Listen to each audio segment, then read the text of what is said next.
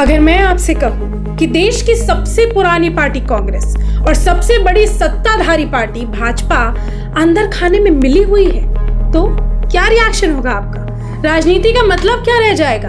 और अगर ये सारी बातें सच है तो सवाल ये उठता है, क्या विपक्ष सिर्फ एक दिखावा है? बीजेपी ने आपके 5 सबसे बड़े नेताओं को जेल भेज दिया। ऐसा क्यों है कि कांग्रेस का एक भी नेता जेल नहीं गया?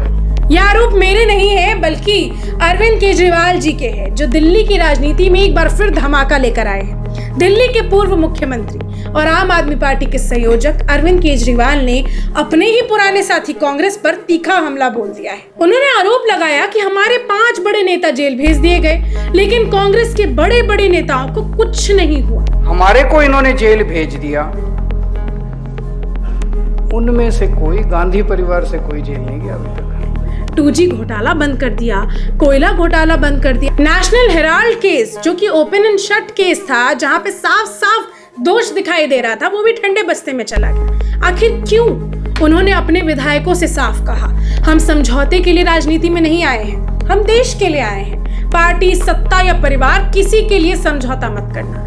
यानी केजरीवाल का सीधा मैसेज ये था कि हम ही असली विपक्ष हैं, बाकी सब मिली भगत है।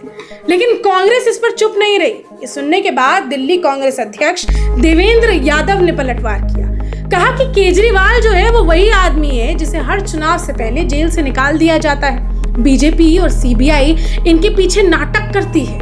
असली बात तो ये है कि केजरीवाल भाजपा की साजिश का हिस्सा है। यानी कांग्रेस का दावा ये है कि नेक्सस भाजपा कांग्रेस में नहीं, बल्कि भाजपा केजरीवाल में है। तो जरा सोचिए कितना इंटरेस्टिंग है ये, आपस में ही आरोप प्रत्यारोप। कल तक इंडिया ब्लॉक में साथ थे और आज एक दूसरे को भाजपा का एजेंट बता रहे हैं।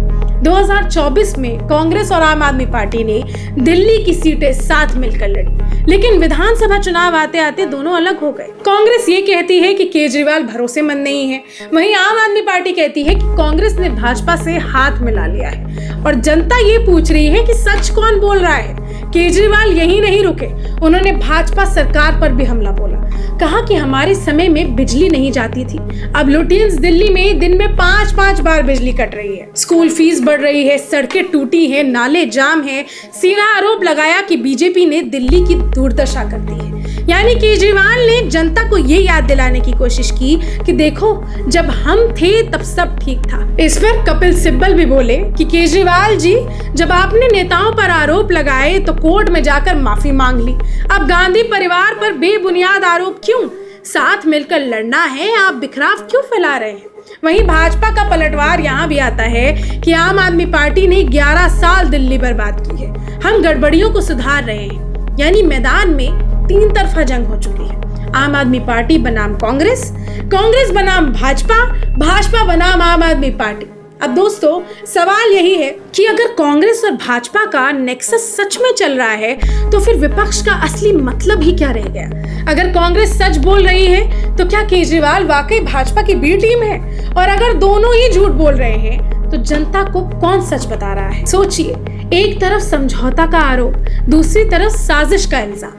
जनता के सामने अब सिर्फ एक सवाल, जवाब कोई नहीं। दिल्ली और भारत की राजनीति आज एक त्रिकोणीय रिंग बन चुकी है। एक और सत्ता बचाने की जंग लड़ रही भाजपा, दूसरी ओर अस्तित्व बचाने की कोशिश करती कांग्रेस, और तीसरी ओर अरविंद केजरीवाल जो खुद को इकलौता ईमानदार बता रहे हैं। लेकिन असली सवाल ये है, जनता किस पर भरोसा करेगी? क्या वो कांग्रेस भाजपा नेक्सस वाली थ्योरी को मान लेगी, या फिर ये केजरीवाल का राजनीतिक हथकंडा मानेगी? दोस्तों, राजनीति में आरोप लगाना आसान है, लेकिन सबूत देना मुश्किल।